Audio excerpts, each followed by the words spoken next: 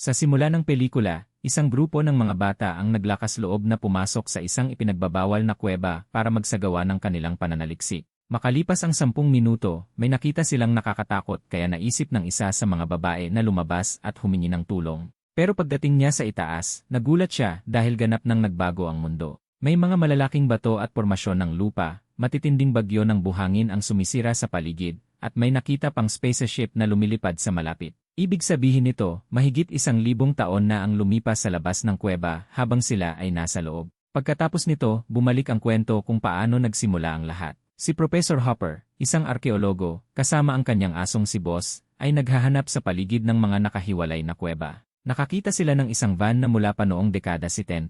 Lumalabas na hinahanap ni Hopper ang isang grupo ng mga hippie na nawala ilang dekada na ang nakalilipas, at ang van na yon ay pag-aari nila. Habang naghahanap, biglang tumahol si Boss na parang may naramdaman at gusto nang umuwi, pero hindi pinansin ni Hopper ang kanyang aso. Pumasok siya sa isa sa mga kuweba, at may natuklasang kakaibang lalaking nakapirming parang estatwa, nakasuot ng damit at may dalang baril na tila mula pa sa ibang panahon. Dahil sa gulat, bumalik siya sa kanyang sasakyan at nagmaneho pauwi. Pagdating niya sa bahay, sinalubong siya ng kanyang 2 estudyante na sina Taylor at Jackie. Excited na sana silang magsimula ng kanilang bagong eksplorasyon, pero bigla silang binigo ni Hopper nang sabihing mag-isa na lang siyang pupunta. Hindi nagtagal, nag-empeke siya ng kanyang mga gamit at bumalik sa kuweba. Doon, may nakita siyang kakaibang harang na naghihiwalay sa atmosfera sa labas at loob ng kuweba. Bagamat may pag-aalinlangan, pumasok siya rito, at pagdating niya sa kabila, biglang gumalaw ang nakapirming lalaki. Makalipas ang 2 araw na walang balita mula sa kanilang propesor, nagpa siya ang mga estudyante na hanapin siya. Dahil wala silang sariling sasakyan, kinailangan ni Taylor na humingi ng tulong kay Kara, isang babaeng may matinding pagtingin sa kanya. Pumayag naman agad si Kara na gamitin ang jeep ng kanyang ama, pero may kondisyon, sasama rin siya at ang kanyang nakababatang kapatid na si Vives. Lalong dumami ang kanilang grupo nang mapilitan din silang isama si Forbay, isang batang gumagawa ng proyekto sa paaralan kasama ang kanyang mga kaibigan. Pagdating nila sa lugar, nakita nila ang parehong lumang van mula sa dekada 70. Nalaman nilang ang mga hippie na hinahanap ng propesor ay ang kanyang mga magulang pala. Sila raw ay nagpunta sa kuweba para hanapin ang Fountain of Youth, pero hindi na nakabalik.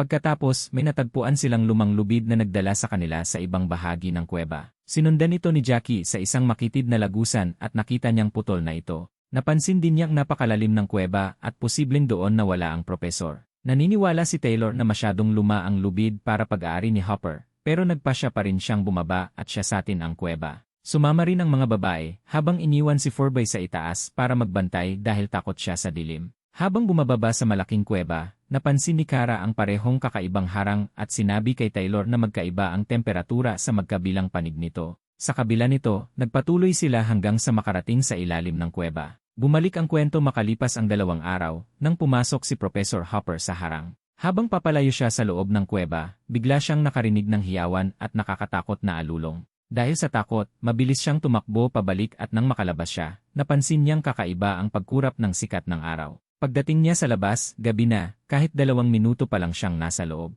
Nagmadali siyang pumunta sa kanyang truck, pero natagpuan niya itong natabunan ng mga halaman. Ang buong lugar na dating disyerto ay naging masukal na kabubatan na, ibig sabihin, mga dekada na ang lumipas. Maya-maya, nakita pa niya ang lumang jeep ni Kara at ang backpack ni Taylor, kaya nagpasya siyang bumalik sa kuweba para hanapin sila. Samantala, sa kasalukuyan, ginalugad ng grupo ang kuweba hanggang sa marinig nila ang nakakatakot na alulong na narinig din ni Hopper. Natakot sila at nagpasya ng umuwi. Nauna si Jackie, pero habang umaakyat, biglang naputol ang lubid at nahulog siya mula sa mataas na lugar na nagresulta sa pagkabali ng kanyang binti. Si Taylor naman ay nabali ang braso habang sinusubukang iligtas siya. Lalo silang nag-alala nang mapatunayang putol din ang pangalawang lubid. Naisip nilang si Forbay ang may kagagawan nito, pero nang tawagan siya ni Taylor sa radyo, walang sagot.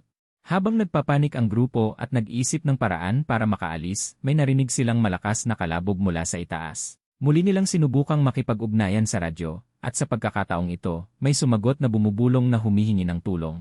Nang tanungin kung sino siya, laking takot nila nang malaman na si Forbay pala yon. Walang ibang choice ang grupo kundi magpatuloy sa paglalakad sa tunnel. Nakarating sila sa isang lugar kung saan kita ang langit. Tulad ng nasaksihan ni Hopper, patuloy na kumukurap ang araw na parabang nagiging gabi sa loob ng 1 segundo. Pero naniniwala pa rin si Taylor na isa na namang kalokohan lang ito ni Forbay. Ngunit laking gulat at takot nila nang makita nila ang bangkay ni Forbay sa gilid, bali ang leeg at may mga pangit na marka sa kanyang mukha. Natakot ang grupo at natakot na may humahabol sa kanila. Lalo itong napatunayan nang makita ni Taylor ang putol na lubid ni Forbay. Sa kabutihang palad, nahanap nila ang GoPro ni Forbay at pinanood nila ang nangyari. Sa video, makikita si Forbay na naghihintay sa grupo ng ilang araw pero walang bumalik. Sinubukan niya ang lahat, tumawag sa radyo, sumigaw, naghagis ng bato pero walang tugon. Nang magsawa siya, gumala siya at nakita ang van ng mga hippie, kung saan may nakasulat sa isang journal na ang kuweba raw ay naglalaman ng Fountain of Youth na may kakayahang magpagaling o magbuhay ng patay.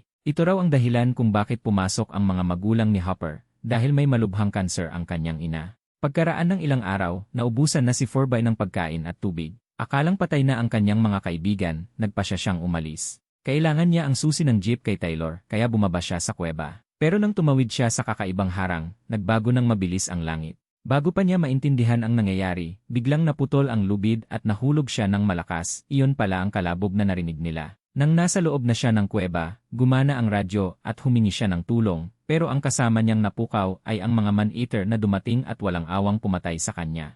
Nabigla, nalito, at nalungkot ang grupo sa nakita nila. Hindi nila maintindihan kung paanong si Forbay ay nakalabas ng ilang araw, samantalang sila ay 30 minuto pa lang sa loob ng kuweba. Desperado na silang makaalis. Si Kara lang ang walang sugat, kaya siya ang inutusan ni Taylor na umakyat sa labas ng kuweba. Bago siya umalis, binigyan siya ni Taylor ng beacon para makatawag ng tulong pagdating sa itaas. Matapos ang ilang pagsusumikap, nakalabas si Kara. Pero laking gulat niya nang makitang ang dating luntiang kagubatan ay naging tuyot at walang buhay na lupain, may mga bagyo ng buhangin sa di kalayuan. Sobrang baba rin ng oxygen kaya hirap siyang huminga. Umakyat siya sa bato para kumuha ng signal pero walang nangyari. Napansin niya ang kakaibang spaceship na lumulutang sa malayo, ibig sabihin, libu-libong taon na ang lumipas. Pagbalik niya sa kuweba, nagalit ang iba dahil akala nila hindi niya sinubukan. Pero ipinakita ni Kara ang kanyang kamera na nagpapatunay na totoo ang kanyang sinabi. Nakikita roon ang kakaibang wastelands at ang malalakas na sandstorm.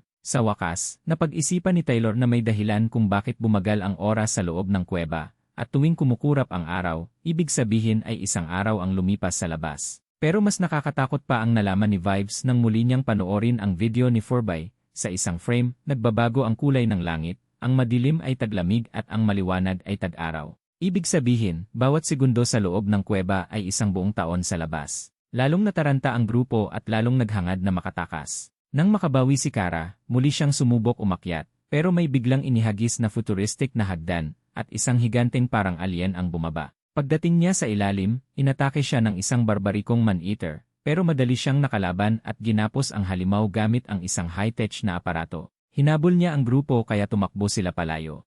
Dumating si Taylor at ang iba sa isang lugar kung saan may mga man-eater na kumakain ng kanilang biktima, ang parehong nakapirming lalaking cowboy mula sa simula. Napansin sila ng mga halimaw at hinabol sila. Para mailigtas ang iba, nakipaglaban si Taylor, ngunit hindi siya nagwagi at brutal siyang pinatay ng mga man-eater. Nang umalis ang mga halimaw, lumapit si Kara sa katawan ni Taylor at humagulgol. Lumapit ang higanteng alien at kinaladkad si Taylor sa isang maliit na batis, ang Fountain of Youth. At nagulat sila nang mabuhay muli si Taylor. Totoo pala ang alamat na lagi nilang pinagtatawanan. Pero bago sila makapagdiwang, bumalik ang mga man-eater, ngayon ay mas marami na sila. Natanggal nila ang helmet ng higante kaya nahirapan siyang huminga. Sa tulong ni Kara at Taylor, nakatakas sila at nagapi ang mga man-eater gamit ang kagamitan ng higante. Sinubukan nilang tulungan ang higante, pero hindi nila kaya. Tila nakakalason sa kanya ang hangin sa Earth at unti-unting bumibigay ang kanyang mga organo. Samantala, dumating din si Jackie at ang iba pa. Bago mamatay ang higante, nagpakita siya ng isang balita mula sa libu-libong taon na nakalilipas tungkol sa pagkawala ng grupo. Ipinakita rin niya na hindi na matitirahan ang Earth kaya lumipat na ang mga tao sa ibang planeta gamit ang isang spaceship na tinatawag na Ark, iyon pala ang nakita ni Kara kanina. Pagkasabi nito, pumanaw na ang higante.